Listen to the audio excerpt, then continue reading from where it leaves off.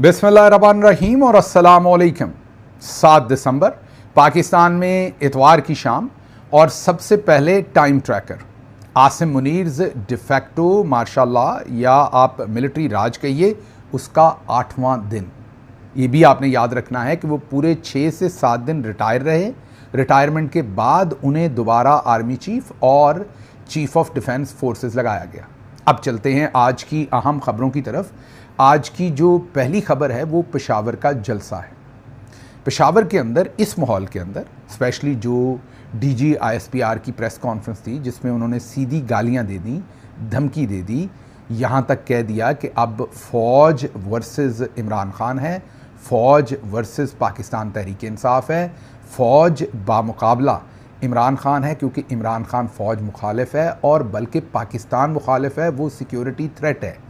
ये सब झूठ डीजी आईएसपीआर ने बोला और अपने आप को फ़ौज के पीछे छुपाने की कोशिश की। इसके बाद इन हालात में जो पेशावर का जलसा है उसने एक बड़ी आप ये कहिए कि शॉक वेव जो है वो भेजी है, एक बड़ा झटका दिया है। जिस तरीके से खैबर पख्तूनख्वा के लोगों ने रिस्पॉन्ड किया है, जो गुस्सा था वहाँ पर मैं आपको दिखा नहीं सकता। जो लोगों ने प्ले कार्ड्स हाथ में पकड़े थे, आपको पता है लोग बोल के तो गाली दे देते हैं, लिख के गाली तो नहीं देते, लेकिन क्योंकि डीजी आईएसपीआर ने वो मस्जिदों में कुत्ते बांधने वाली बात के ऊपर, जिसमें सुहेल अफरीदी ने ये कहा था कि हम जब ये कहते हैं कि मस्जिदों में कुत्ते क्यों बांधते हो मिलिट्री ऑपरेशन के दौरान, तो हमें आगे से कहते हैं कि आप लोगों में और कुत्तों में क्या फ़र्क है। और बजाय इसके कि डीजी आईएसपीआर इस सवाल के ऊपर इसको डक करते, अवॉइड करते, लेकिन क्योंकि उनको पीछे से अहकामात थे, और ये भी आज आपको अंदर की स्टोरी बताएंगे कि अहकामात कहाँ से थे, वो एक अलग बात है, अलग स्टोरी है, आगे चल के बताते हैं। लेकिन उन्होंने कह दिया कि कोई कुत्ते की तरह भले भौंकता रहे। अब पूरे केपीके ने अपने लिए वो गाली कंसिडर कर ली।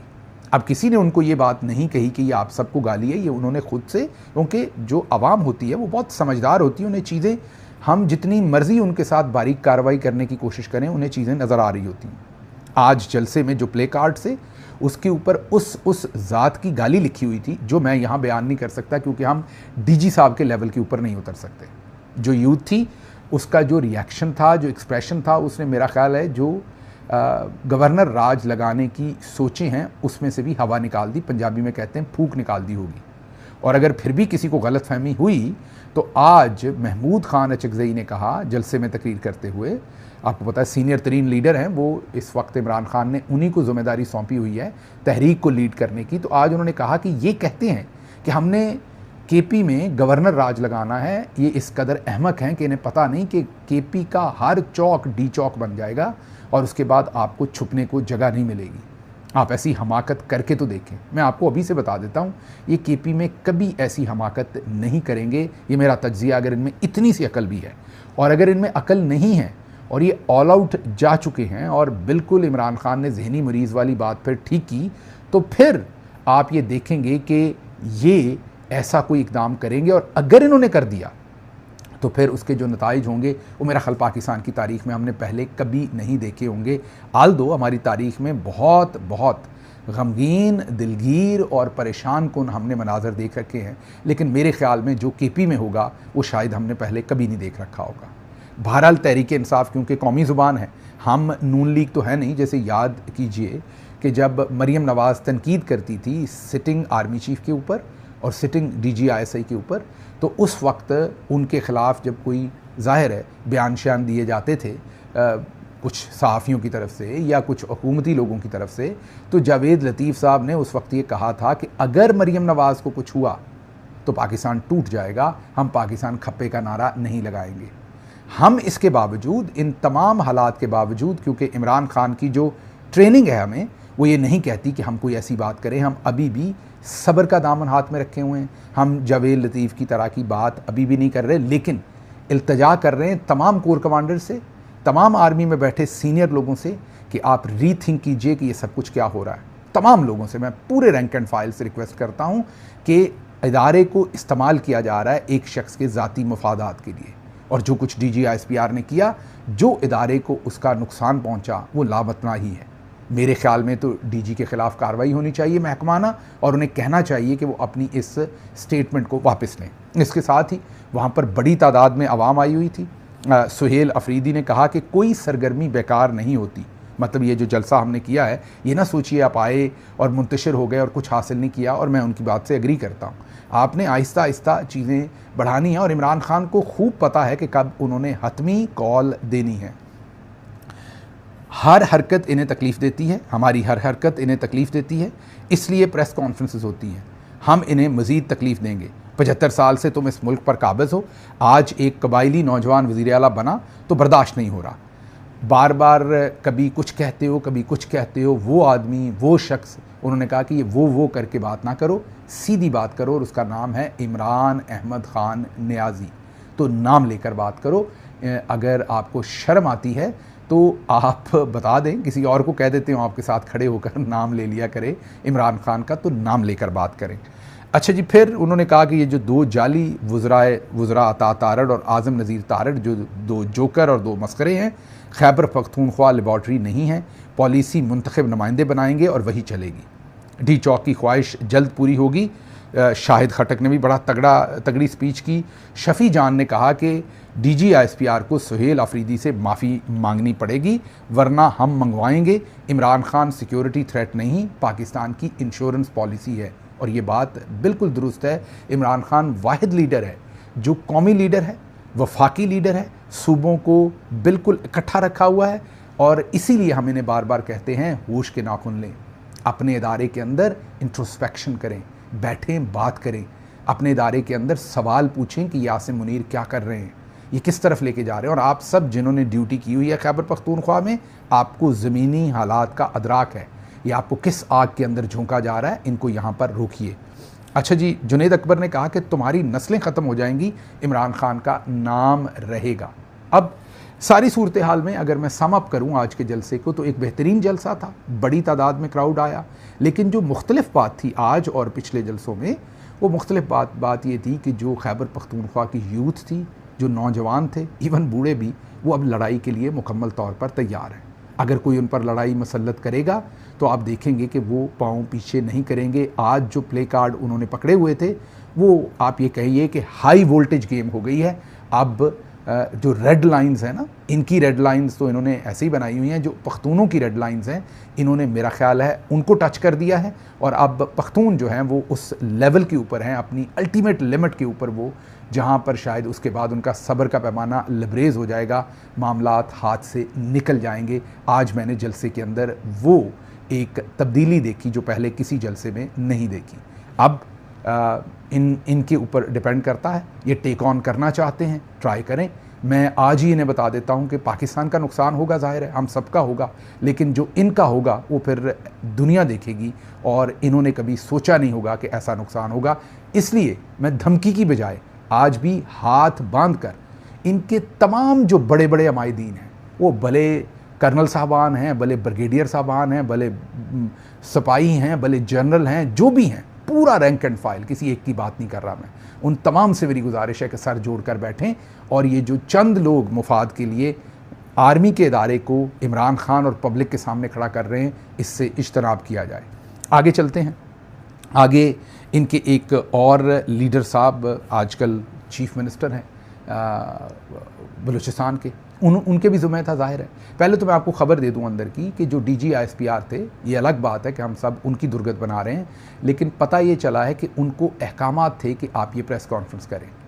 लाहौर के एक बहुत ही अहम बड़े सीनियर सहाफ़ी ने उनसे पूछा, वो वहाँ पर मौजूद थे या नहीं इसको मैं छोड़ देता हूँ, लेकिन उन्होंने DGISPR से अपनी ज़ाती कम्युनिकेशन में पूछा कि ये आपने क्या किया, आपसे ये तवक्को नहीं थी, आपने तो बम को सीधी टांग मार दी, आपने क्या किया।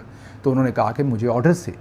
तो अब हम, ये तो ख़बर हो गई हमारे पास, इस पर हमारा तज्जिया ये है कि लगता है कि जो नोटिफिकेशन में गैप आया, जिस तरीके से नवाज़ शरीफ ने प्ले किया, और नवाज़ शरीफ चाहते थे और नून लीग चाहती थी ह्यूमिलिएट करना आसिम मुनीर को, और हमें गुस्सा था जाहिर है PTI को और पूरे पाकिस्तान को, और पहली दफ़ा उन्हें मौका मिला था, और जिस तरीके से पूरे पाकिस्तान ने आसिम मुनीर के नोटिफिकेशन को रगड़ा, और फोर्सेस के अंदर और फोर्सेस के बाहर जो उनकी हालत हुई, उसके बाद वो इस कदर गुस्से में थे इस कदर गुस्से में थे कि वो इंतज़ार कर रहे थे कब उनका नोटिफिकेशन हो और वो हमला करवाएं वापस। जैसे ही नोटिफिकेशन हुआ, उन्होंने, ज़ाहिर है एक दिन पहले वो सब कुछ हो गया था, उन्होंने कहा कल तुम प्रेस कॉन्फ्रेंस करोगे और इस तरीके से फुल हमला करोगे। इसलिए अगर आप देखें तो DGISPR ने पहले ये हरकतें नहीं की थी जो उन्होंने की, और अपना मुकम्मल नुकसान करवाया, अपना भी और इदारे का भी। अब ज़ाहिर है सबकी ड्यूटी लगी कि आप DGISPR की इस प्रेस कॉन्फ्रेंस को इमरान खान पर तनकीद करो और DG की सपोर्ट करो। तो पहले जो मैदान में आए हैं, ज़रा आपने उनकी मंतक सुननी है और फिर आपने अपना सर धुनना है। सरफराज बुगटी, वज़ीर आला बलूचिस्तान, वो कहते हैं सोचने की बात है, ये ज़रा गौर से सुनिएगा, सोचने की बात है अबू जहल का बयानिया ज़्यादा पॉपुलर था। तो बनाउज़बिल्लाह, सोचने की बात है कि अबू जहल का बयानिया ज़्यादा पॉपुलर था जब रसूल सल्लल्लाहु अलैहि वसल्लम को हिजरत करना पड़ी, लेकिन हक़ पर कौन था, ये वो सवाल पूछ रहे हैं। आज हमें हक़ पर खड़ा होना है। हमने सिक्योरिटी, ना सिर्फ हमने सिक्योरिटी फोर्सेस को वो ताकत देनी है, आज कौम को ज़रूरत है कि फ़ौज के साथ खड़े हो जाएं। एक दिलेर सिपा सालार मुनज़्ज़म फ़ौज की मौजूदगी में दहशतगर्द कुछ नहीं कर सकते। सुहेल अफरीदी से गुजारिश है कि आपके सूबे को अमन और तरक्की की ज़रूरत है। बलूचिस्तान में कोई मिलिट्री ऑपरेशन नहीं हो रहा। मुझे अच्छा नहीं लगता कि एक साथी सियासतदान को सिक्योरिटी रिस्क कहा जाए, जो कि बजा तौर पर कहा गया। यहाँ पर वो DGISPR की बात को कह रहे हैं, उन्होंने बजा कहा कि इमरान खान सिक्योरिटी रिस्क है। आगे सुनिए, लेकिन क्या हमें अपने रवैयों पर नज़रसानी की ज़रूरत नहीं? ये वो इमरान खान को कह रहे हैं कि आप अपने रवैये पर नज़रसानी करें। अच्छा, अब इमरान खान अपने रवैये पर क्या नज़रसानी करें? इमरान खान का बयानिया है कि मैंडेट चोरी किया गया, अवाम जिसे मुंतखब करे हुकूमत उसी की होनी चाहिए। आपका और आपके आकाओं का बयानिया है कि इमरान खान भूल जाएं कि अवाम ने उनको वोट दिया था। आप कहते हैं कि वोट तो इमरान खान को मिला था, लेकिन आसिम मुनीर ने लाल लकीर लगा दी है, इसलिए इमरान खान खामोश होकर घर बैठ जाए, बूट पॉलिश करे और अपने हक की डिमांड ना करे। अगर कभी आसिम मुनीर का दिल किया तो भीख में कोई सीटें दे देगा या हुकूमत दे देगा। ये आपका पॉइंट ऑफ व्यू है। इमरान खान कहता है नहीं, पाकिस्तान के आइन के मुताबिक अवाम ने मुझे 2/3 अक्सरियत दी है और मेरा मैंडेट मेरा हक है। तो ये सूरत हाल है जिसके ऊपर आप कह रहे हैं कि वो नज़रसानी करे। अब आपको थोड़ी सी हम याद करवा दें और थोड़ी शर्म भी दिलवा दें, क्योंकि बड़ी बेशर्मी वाली बात आपने की, जो अबू जहल वाली बात की और नबी करीम सल्लल्लाहु अलैहि वसल्लम के बारे में जो आपने इरशादात फरमाए। ये कहते हैं, इनको तारीख़ का सिर्फ पहला सफ़ा भी अगर इन्होंने पढ़ा होता तो इनको शायद ये इस तरह की भोंडी दलील ना देते कि अबू जहल का बयानिया ताकतवर था और रसूल करीम सल्लल्लाहु अलैहि वसल्लम को हिजरत करना पड़ी। क्या शर्मनाक और अफसोसनाक सोच है। अबू जहल का बयानिया ताकतवर नहीं था, उसके पास ताकत थी, जुल्म की ताकत, जबर की ताकत, वहशियाना तशद्दुद की ताकत। बयानिया कभी ताकत से नहीं बनता, बयानिया सच्चाई से बनता है, जिस सच पर नबी करीम सल्लल्लाहु अलैहि वसल्लम और उनके जानसार साबित कदम रहे। अबू जहल का बयानिया पॉपुलर नहीं था, उसका खौफ पॉपुलर था, उसका जुल्म लोगों को खामोश रखता था, उसकी तलवार लोगों को झुकाती थी। इस्लाम उस वक्त भी दिलों में उतर चुका था, मगर कुरैश का जबर ज़ुबानों को बांधता था। ये कहना कि अबू जहल का बयानिया वज़नी था, बदतरीन जहालत और तारीख़ के साथ ख़यानत है।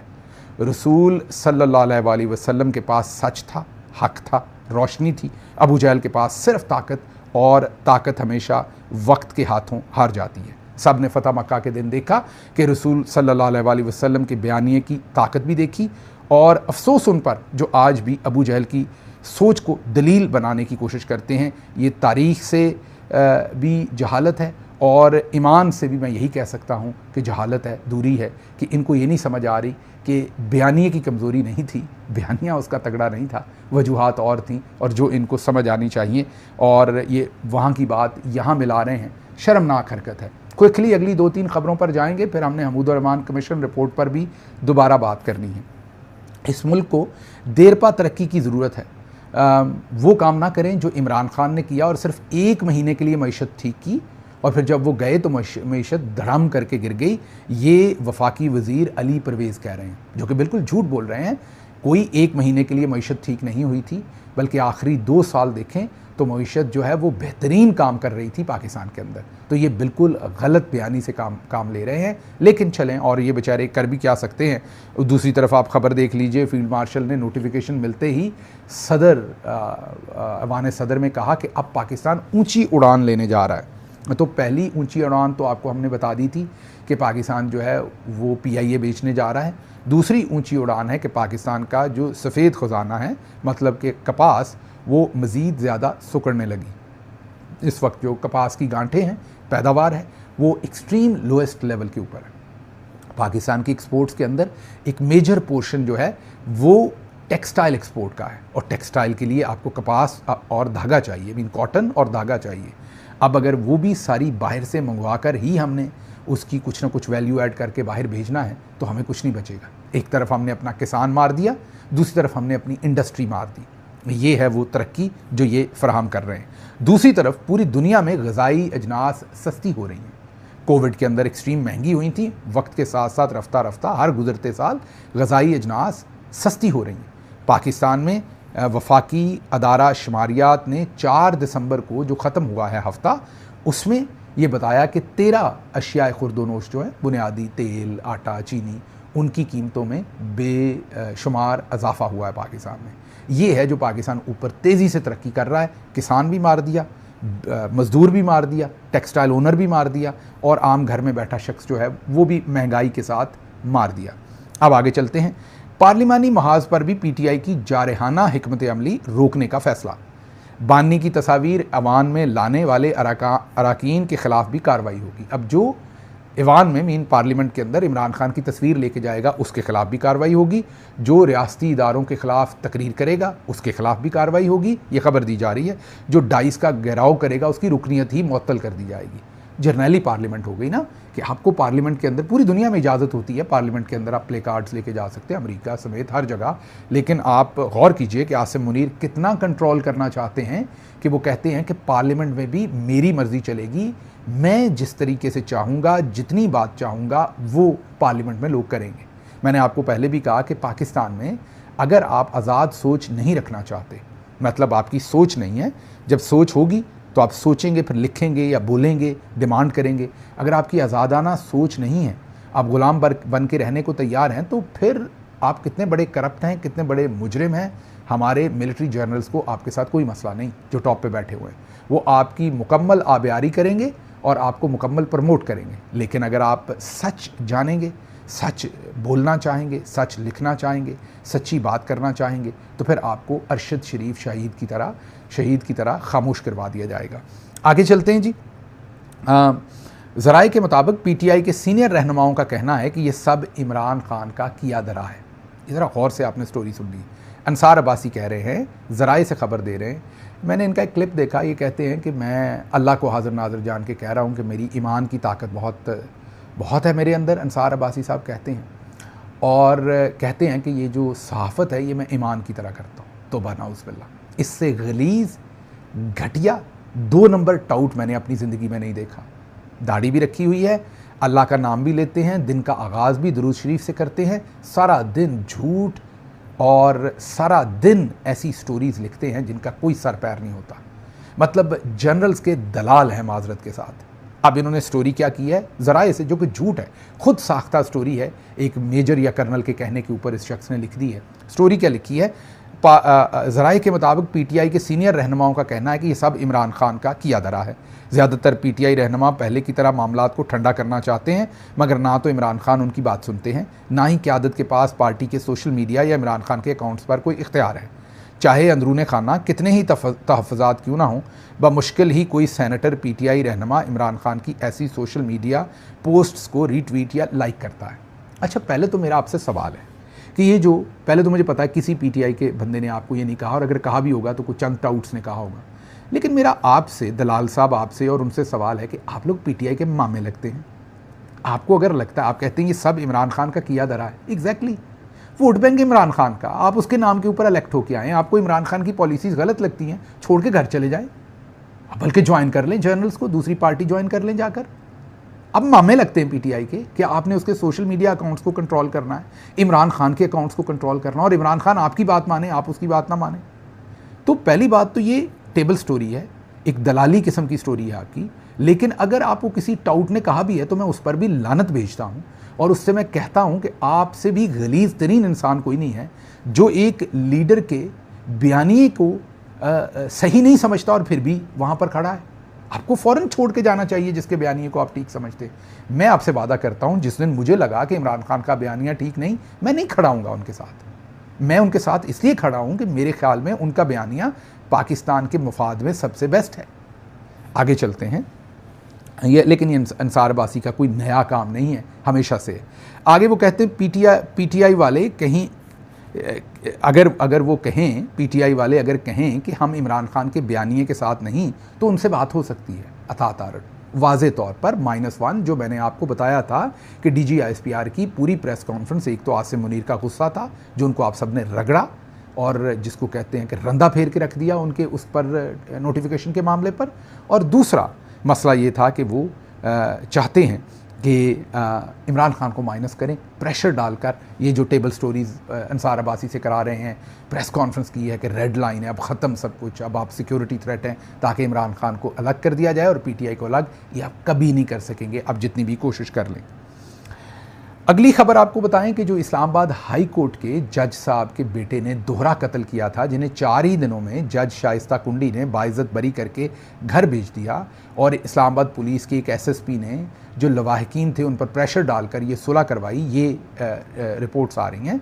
पता अब ये चल रहा है, मीडिया क्लेम कर रहा है, सोशल मीडिया क्लेम कर रहा है कि जो V8 मीन लैंड क्रूज़र गाड़ी थी वो नॉन कस्टम पेड गाड़ी थी, क्योंकि जो उसको नंबर लगा हुआ है AYE 379 वो किसी और टोयोटा गाड़ी का नंबर है, वो लैंड क्रूज़र का, इस वाली लैंड क्रूज़र का नंबर नहीं है। अब सहाफ़ी रिपोर्ट कर रहे हैं, मतलब कि वो जो DGISPR बार बार कह रहे थे कि नॉन कस्टम पेड गाड़ियाँ हैं, मैंने उसी दिन बताया था कि ये और इनके टाउट सबसे ज़्यादा उनको इस्तेमाल करते हैं। तो ये एक और डेवलपमेंट जो है वो सामने आई।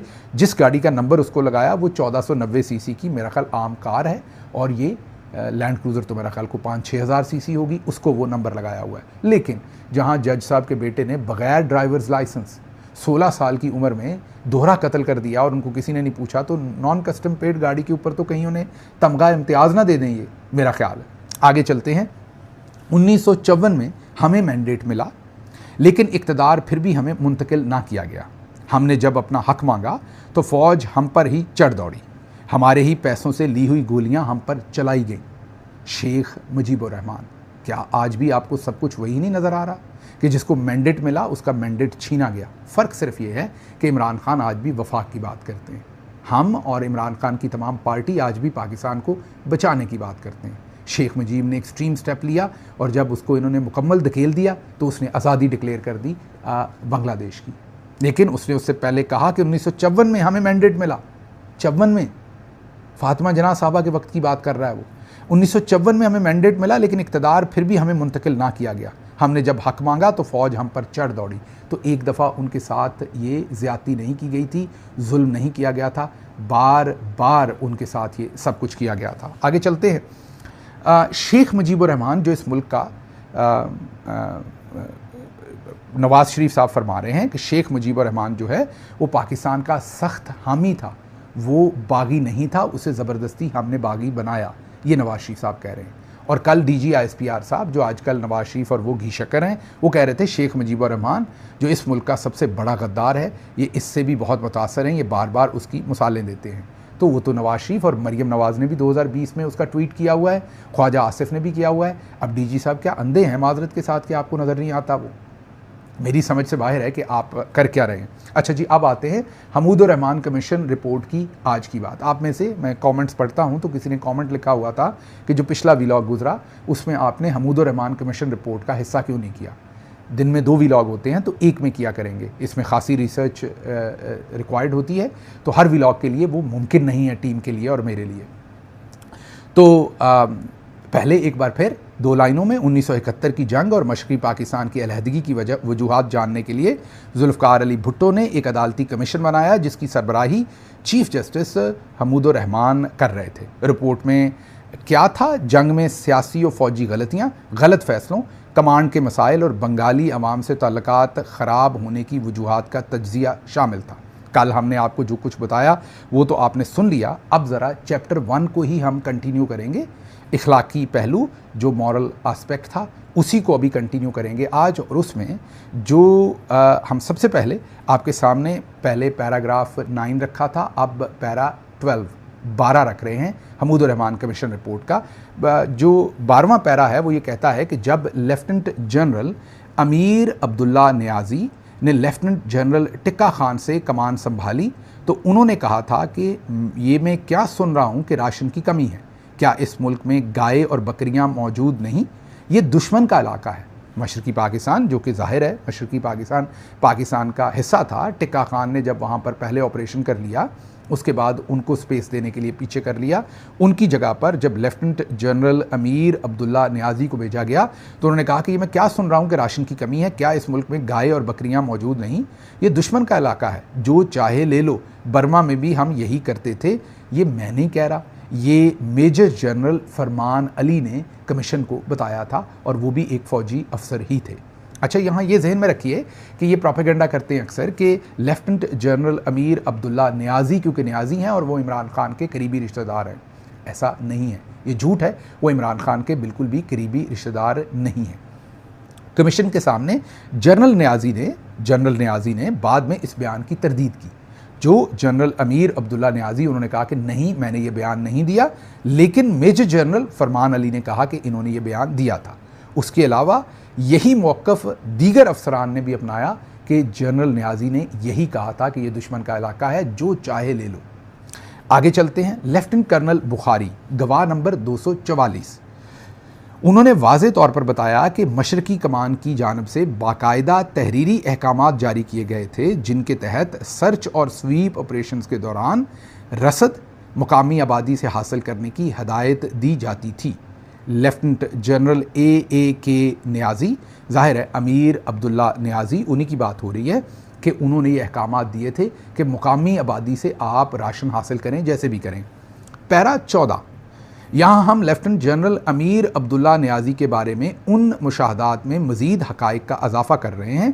पैरा 14 और 15 वो ये कहता है कि लेफ्टिनेंट जनरल नियाज़ी के ख़िलाफ़ संगीन, ये अमीर अब्दुल्ला नियाज़ी की बात हो रही है, के ख़िलाफ़ संगीन नोयत के इल्ज़ामात सामने आए। इनमें शामिल है कि सियालकोट और लाहौर में मार्शाला के मुकदमात निपटाने के बदले मुबैना माली फ़वाइद लिए जाते थे, मतलब रिश्वत ली जाती थी। लाहौर में मिसेस सईदा बुखारी नामी खातून से करीबी ताल्लुक़ था, जो सेनोरिता होम के नाम से एक कारोबार चलाती थी। अब वो लफ्ज़ तो बहुत ही मायूब था, जो कारोबार था, जो ब्रॉथल कहते हैं अंग्रेज़ी में शायद, और उर्दू में जो लफ्ज़ है मैं नहीं यूज़ करता, वो चलाती थी और मुबैना तौर पर रिश्वत के मामलात में जनरल नियाज़ी के लिए किरदार अदा करती थी। सियालकोट में शमनी या शिमनी फ़रदौस नामी खातून से भी इसी नवीयत के ताल्लुकात का इल्ज़ाम था। मशरकी पाकिस्तान में उनकी शोहरत इस कदर ख़राब हो चुकी थी कि उनके नाम के साथ बदनाम ख़वातीन से ताल्लुकात और मशकूक मकामात के दौरों की बातें भी आम थीं। मशरकी पाकिस्तान से मगरबी पाकिस्तान पान की स्मगलिंग में मुलव्वस होने के इल्ज़ामात भी लगे।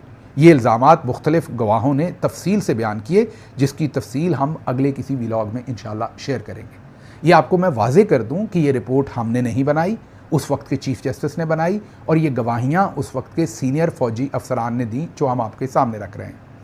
आज मुझे पता है कि आवाज़ बहुत कम है, बुखार नहीं जा रहा पिछले कई दिन से, मे बी रेस्ट नहीं हो पा रहा या कोई और मामला है, तो कंटिन्यूसली बुखार रह रहा है। मसला ये है कि एक बहुत ही करीबी फैमिली मेम्बर को मैंने बताया कि आजकल बुखार है, तो उन्होंने कहा वीलॉग में तो भले चंगे होते हैं, ऐसे ही मकर करते रहते हैं आप, तो इसलिए यहाँ पर क्योंकि फिर भी आपसे बात करनी होती है, तो जैसे भी हो दवाई खा के या जैसे भी अपने आप को जोड़ के बांध के सीधी बात करनी होती है कैमरा में, क्योंकि जो आपके साथ एक कमिटमेंट है टाइम की, वक्त की, और आपको इन्फॉर्म करने की जो कमिटमेंट है वो तोड़ी नहीं जा सकती। मुझे यहाँ से इजाज़त दीजिए। अल्लाह आपका हामी और नासिर हो। पाकिस्तान जिंदाबाद।